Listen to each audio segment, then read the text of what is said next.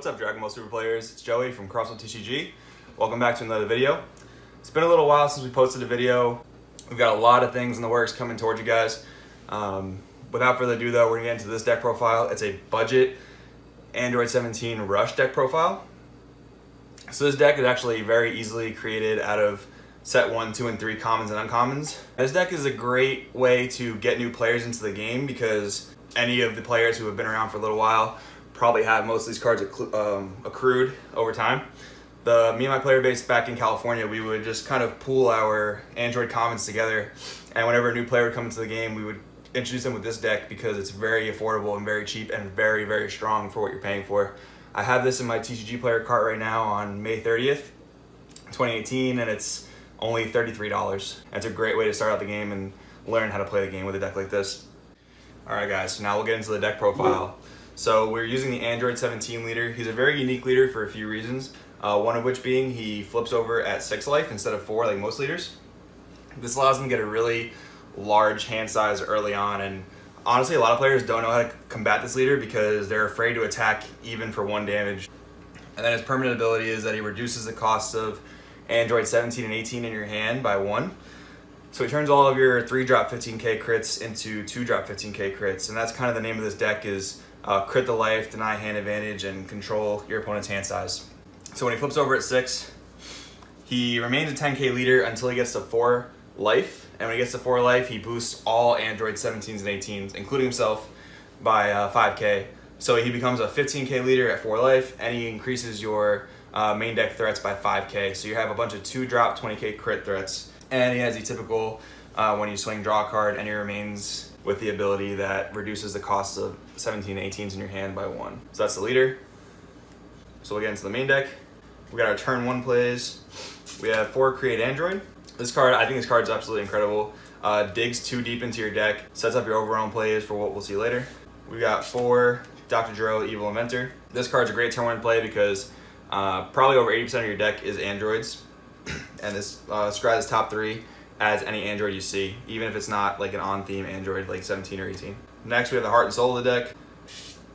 We've got the Dreadful Duo Android 17. Because you're a leader, he's a 2-drop 15k crit threat, and when you use an ability that sends a 3-drop or less to the drop area, you can tap 1 green to summon a 3-drop or less Android 18 from your hand.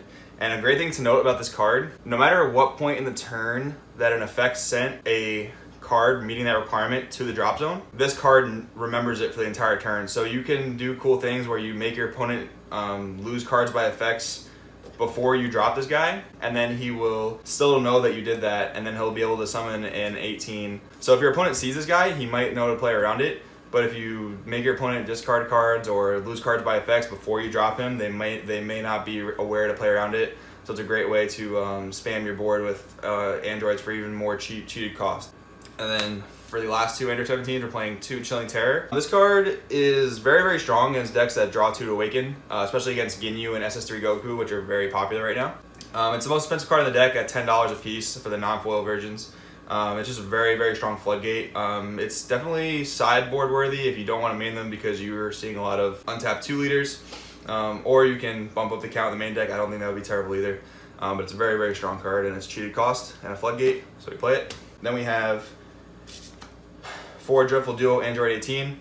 She's very similar to her twin brother in the sense that she is a 15k crit body. She becomes 20k when your leaders awaken. And then when a 4-drop or higher card is sent to the grave by a card effect, which again remembers it even if it's before this card's summoned, you can tap 1 green to pop a card with a 3-drop or less on your opponent's board. So it's good board control, and it's easily spammable if you get it off your twin brother 18. And then we're playing 2 of the twin sister Android 18. This is a better late game card than anything. A lot of people are phasing out these androids because they're just not as strong and they don't have crit. But because of your other Android 17, you can spam her out later in the game, and it'll just allow you to push for game because you swing with the 17. If you get his effect off, you drop this 18 on the board, you attack with her, untap your other 17s, you're getting 3 attacks at that point, and once you're later in the game at 5 or 6 energy, you can just do a lot of spamming that way.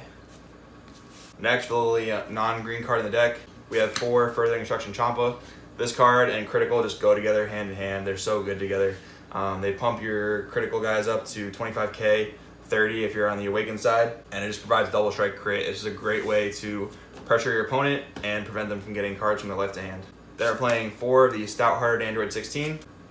This super combo deck like this, it's a way to trigger your Dreadful Duos effects by sending your opponent's cards to the grave by effect. Also, it just keeps containing your opponent's hand size. Before this card came out, I remember a lot of people saying, "Oh, why would I play this super combo? Because I don't want to limit my opponent's plays. I want to increase my own by playing super combos that draw me cards." But when decks like this and Cell exist that control your opponent's hand so well, this card just becomes infinitely better because you keep putting that pressure on and you keep triggering your effects by discarding your opponent's things. Then we're playing 3 Combination Attack Android 14. This card's a beast at breaking boards. It's a little worse against things that spam like veggies. In that case, you would want to side deck something like Mass Sand for mass removal, but this card just kills boss monsters that don't have barrier, especially like the new Tournament Power Gokus that are coming out, and they're like just these giant boss monsters, and if it's the only thing on their board, this guy's taking care of them. Then we have 2 Android 13 Just Saying Hi. It's another way to proc your Dreadful Duo effects, but it's only a 2 because it's still a 3 cost, and it's one of the higher costs in the deck, and it has a decent effect, but we just want to see it sometimes. Then we have the Iron Hammer of Justice Android 16. Blockers are very relevant right now, especially with, like I said, the Tournament Power Goku running around killing people with Victory Strike. So this card is great defensively. It's there when you need it off your 1-drop Juro searches. And also it's pretty beastly on offense when your opponent has a board full of tapped creatures and you just want to swing, because this will restand every time you KO a battle card, offensively or defensively with its revenge. So it's very strong at clearing boards in the right situation. Then we have 4 Terrible Creator Android 20. This card is honestly one of the best cards in the deck. It really just searches it all. It searches a blocker if you need it, searches a super combo, searches your 15 to 20k critters, searches your Android 18 that restands your Android 17. It searches anything you need in a given situation. Honestly, one of the best cards in the deck. Then for our Overrealm, we're playing Relentless Destruction Mira. It just goes on theme with the deck of discarding cards from your opponent's hand, triggering your Dreadful Duos, controlling their hand size. It's very easy to get off because it's on Overrealm 3. 1 created Android gets you 2/3 of the way there. Good thing to know is you can add this to hand off of your 1-drop Juro searches, but you cannot search it off of your 2-drop Terrible Creator Android 20s because this requires you to have Android in the name. Then we have our 3 negates, the Speedy Surprise Attacks. Last format, people were starting to cut negates, especially from Android decks, but in this format, you kind of need it because of things that are just attacking you that are just so ginormous. You need the negate to stop it. The ability of this negate, though, to discard a card and pop a 3-drop or less is actually very relevant, especially against veggies, because you can just pick off Kabas and things like that, so it's very, very strong. And then for the last 3 cards in the deck, we have Marshal Expert Tianshan. So this card, it's very strange. A lot of people hate this card. They despise it. It's the worst card in the game in their opinion. And I'm not so far off from that opinion. I don't think it's the worst card in the game. I think it actually is rather good. But the only thing is it clogs very, very hard when you're trying to defend your life because it costs 2 energy to combo. But the thing is, all you need is 1 to awaken your leader, and then you're pretty much all set from there. So we played 3 because we do want to see it rather early. We don't want it to clog though, so we're not playing 4. And then any extras, they make great green energy. But what it does is, comes into play when you attack and combo with it for 2 energy. It provides a 10k boost. Then you can mill a life, add a life. So it's a great way to have some power removal in the deck, and it does get you to your awaken point, which you really need to get. So this card is a very necessary evil. Alright guys, that was the deck profile.